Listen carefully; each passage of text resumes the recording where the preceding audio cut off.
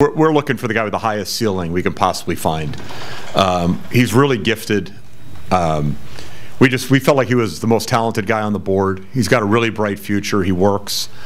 He can dribble. He can pass. He can shoot. He's a high-level athlete. We know he's going to work. His skill set translates. You know, when the physical growth catches up to his natural God-given ability, he's going to be a really good player. So, you know, really high ceiling. You know, some risk in that, you know, it's not a guy with a big body of work because he didn't play at the college level, but that's our job. Our job's not to play it safe. Our job's to go get the guy that has the talent that if he pans out, you're not going to get as a free agent, and nobody's going to trade him to you. So that's what we're trying to find. What did you bring him in for the second workout? What particularly did you want to see there? You know, honestly, we were down to a couple of guys. We wanted to get some markers in terms of, you know, separation, and where the other guys that we were comparing him against, we had, you know, 30 to 90 games on film that we could get back in the theater, you know, watch film. You know, we could talk to more, you know, college coaches, a little bit more intel in terms of background research. With Anfernee, it was just a matter of we wanted to make sure what we saw in the first workout was real. I mean, we all saw him play live, we saw him play game minutes, but you know, it's just not the same. You know, whether we like to believe it or not, you know, seeing a kid in an empty gym in an academy in Florida isn't the same as seeing him, you know, play in the ACC tournament.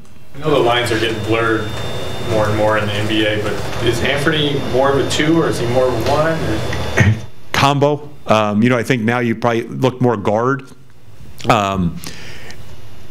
I think when he gets on the floor, it'll initially be more as off the ball, which is clearly a luxury we have when you have guys like Dame, CJ, and Evan Turner. But you know, his ability to handle and pass leads us to he can be a big point guard at some point, a big athletic point. But again, you know, having played at IMG for a year as opposed to playing a high level of college, his learning curve is going to be steeper, you know, than it would be. And you know, and we've seen it. I mean, the learning curve for point guards is just steeper in our league right now. Again, it comes to talent, right? This was not a need pick. This was a pick as far as who had the highest ceiling, and I think when you watch film on him, when you watch him play live, when you saw him in the gym here, there are things that he can do that can't be replicated by a lot of guys in this draft, and he just needs to get physically strong enough to do it against, as you know, as you said, against NBA competition, and to do it more consistently.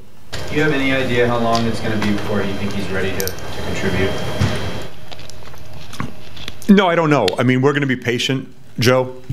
You know, honestly, the way we handled the draft, we liked Gary Trent a lot. He was on the board as well. We liked Anfernee. We just felt like, in terms of maximizing the tools at our disposal when it came to the draft, we weren't going to get Anfernee at 37. We thought we could get back into the draft in the mid to late 30s and get Gary. So that was the best way to kind of double dip. You envision Trent coming in and being able to play right away? I hope so. You know, one of the things with Gary, you know, his pedigree in terms of Team USA, you know, playing at Duke, you know, he's McDonald's All-American. Physically, you know, he's physically capable of playing in the NBA right away. His skill set translates. You know, big-time shooter, physical defender. Look, he's going to have to get quicker in terms of guarding twos. He's probably going to guard up more right now, more of the threes, you know, fight some threes. But, you know, look, we're all looking for shooting, and this is a guy that we think can step in right away and fill a void. How much or how little, Jason, that's going to be up to Terry.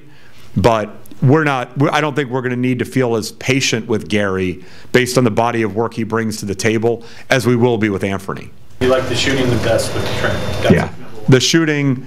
The fact that physically he's capable of playing in an NBA game right now, you know, we saw that when we watched him live.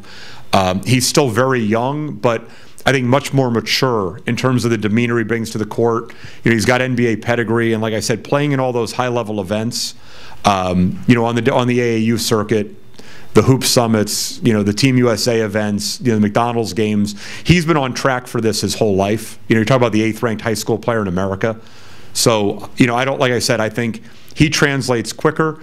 We're not going to hold Anfernee back, you know, not unlike, you know, Zach, right? I mean, we thought Zach was going to be up for a redshirt year last year. He was a futures talent play. He impressed Terry and the coaches enough where they integrated him sooner than we thought. But from a front office standpoint, we're not compelling anybody to play these guys right away. It's a matter of how Terry feels like he can utilize them.